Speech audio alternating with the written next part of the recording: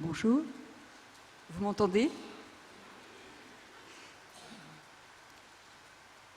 Bonjour à chacun de vous, malades. Vous êtes les trésors du Seigneur. C'est le pape François qui l'a redit à Naples, les trésors du Seigneur. Le Seigneur vous aime beaucoup, beaucoup. Aujourd'hui, j'ai le cœur en fête, parce que il y a 3 ans, je suis venue ici à la prière des malades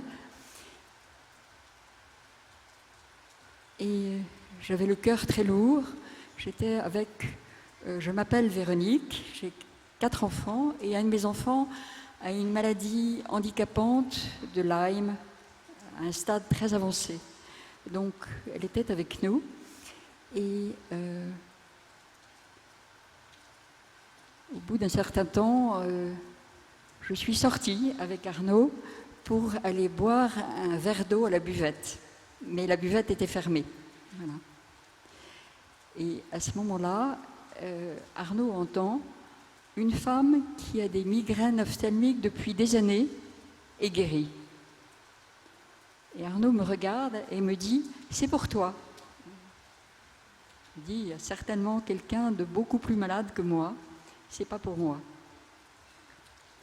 Dans l'après-midi, nous sommes retournés à la maison, et dans l'après-midi, nous avions une animation de Carrefour Amour et Vérité, et je sortais d'une migraine, effectivement, ce matin-là, et c'était très lourd pour moi, parce que j'étais obligée de me mettre pendant 1 heure dans le noir. Et l'après-midi s'est très bien passé.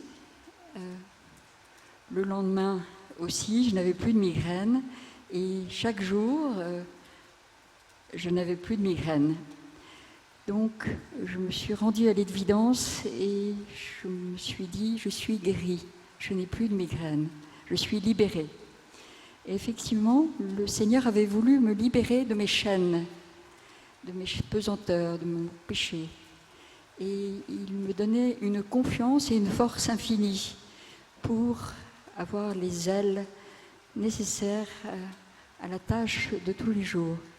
Nous sommes rentrés à la maison, nous habitons en pleine campagne, et notre fille était de plus en plus malade. Et incroyablement, j'ai pu accepter des tâches que je n'arrivais pas à faire avant, supporter des odeurs artificielles qui me donnaient des nausées. Et j'étais joyeuse d'être au service d'une malade. Voilà. Mais les tempêtes arrivent, les jours sont longs dans la souffrance, quand on voit un enfant souffrir et qu'on est incapable de pouvoir lui donner la guérison.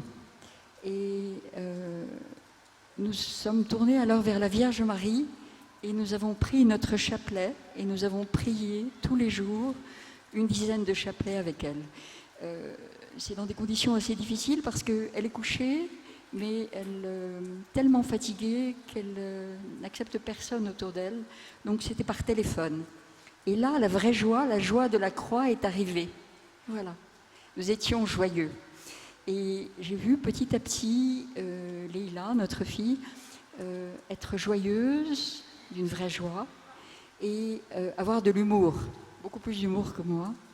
Et finalement, nous donner la force d'avancer. Et